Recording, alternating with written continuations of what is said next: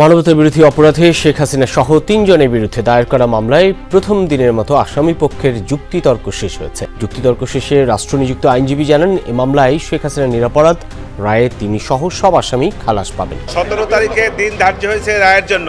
আমার প্রত্যাশা আমার ক্লায়েন্টরা খালাস পাবে। 16 তারিখ 17 তারিখ শাটডাউন, টোটাল শাটডাউন। গ্রামীণ ধরে মারোটান, ইউনুস হবে খান খান, এই কথাটা মনে রাখবেন। মানে সারা বাংলাদেশ, এটা কিন্তু শুধু ঢাকা না, সারা বাংলাদেশ। ফরিদপুরের মহাসড়কে আপনার শিশুদের হাতেও দেশীয় অস্ত্র তুলে দেওয়া হয়েছে। তারা রাস্তা অবরোধ করে শেখ হাসিনার নামে স্লোগান দিচ্ছে, গোপালগঞ্জের স্লোগান দিচ্ছে, এমনকি অস্ত্র হাতেও অনেকে মিছিল মিটিং করছে। আইন শৃঙ্খলা বাহিনীর নাকের ডগায় কিভাবে এটি সম্ভব হচ্ছে?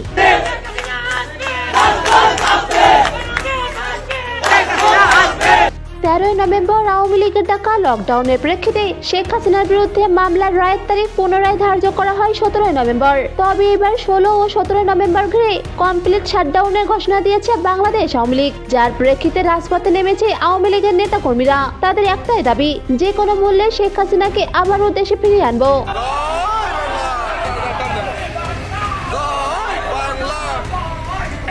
এদিকে শেখ হাসিনার বিরুদ্ধে করা মামলা খারিজ হবে বলে জানিয়েছেন শেখ হাসিনার পক্ষের রাষ্ট্রীয় আইনজীবী। আমার প্রত্যাশা শেখ হাসিনা খালাস পাবে, তথ্য প্রমাণে সক্ষম হন আমার অভিমত।